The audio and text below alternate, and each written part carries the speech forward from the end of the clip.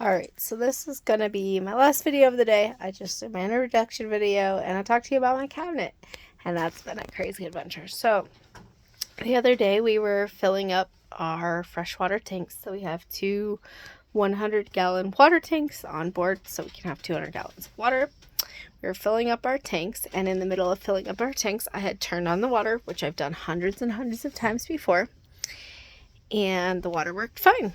And so usually what will happen is it'll automatically go from filling up the tank to using the city water and, using it for the sink. And what actually happened is somewhere along the line, so it pulled the city water and it bypassed the tanks, and then it stopped filling the tanks. All of a sudden it stopped filling. And so we had to troubleshoot it. We had to figure out what was going on. And so what we could figure out is that there was a sediment filter in the line. So it goes from the hose and through the wall to a sediment filter, and then it goes to the valve that goes to the tank.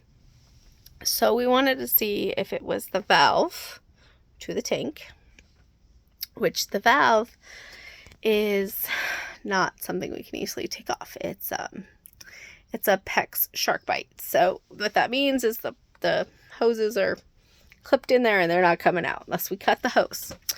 So I really didn't want to adjust that valve, unless I absolutely had to. And we decided we were going to test the sediment filter first because it came first in the line, and make sure if water's going through there, then it's going through everything else. So a sediment filter, if you don't know, it'd be better to just show you. But anyway, so a sediment filter is, it basically filters out things like sand and particles, big particles, that tend to be in water, specifically hose water, that's more or less regulated. So, we took off the little thing. It's meant to come off so you can clean it. And we noticed that the water wasn't getting to the sediment filter. So the only thing before that is where the hose connects to the bus. So we take the hose off from the bus, we turn the hose on, water's coming out. So that means that the part that is broken it's called a water intake valve. So, which was the other reason I was at Home Depot today. So I wasn't able to do my dishes 2 days ago, today. Sorry, I did my dishes 2 days ago. I wasn't able to do my dishes this morning because our tanks are empty, because I wasn't able to fill them the other day when we were at our friend's house, because I only got it about a quarter of the way full and this thing broke. And I just forgot to go get it because, things get backburnered until it's super important. So what broke is where the hose connects to this. So I don't even know if this one's going to work. We'll find out tomorrow. But the hose connects to this, and then this is what has what's called a vacuum breaker. So water can go in, but it can't come out. And the idea is that it's not going to backflow out of the bus when we're not wanting it to. So it'll let the water in, but not out. Well, this piece broke. The piece we had before was an actual RV city water inlet valve. Didn't have that at Home Depot. So we're going to try this tomorrow. If it doesn't work, we'll go to the RV parts store and we'll get the piece that we need. But we'll see.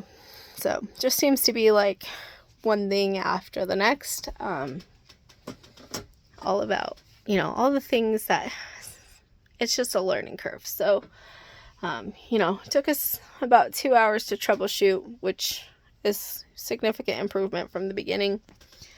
And we were able to learn really quickly. So you can see this is the front of the valve. This is the back. So if it breaks, this little white thing will go forward and it won't allow water in. So that's what we're looking at. So hopefully this fixes it tomorrow.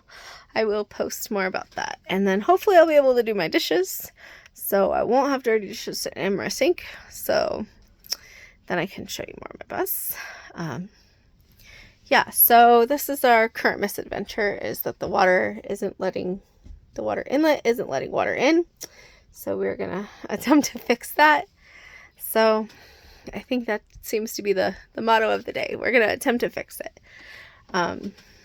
Ending our post on a good note is that Kelly and I are getting a lot better at troubleshooting. We're able to understand how things are working. We know exactly where to source parts so we can find them. So yeah, that's it. That's pretty exciting. So all right, have a good night. I will see you next time.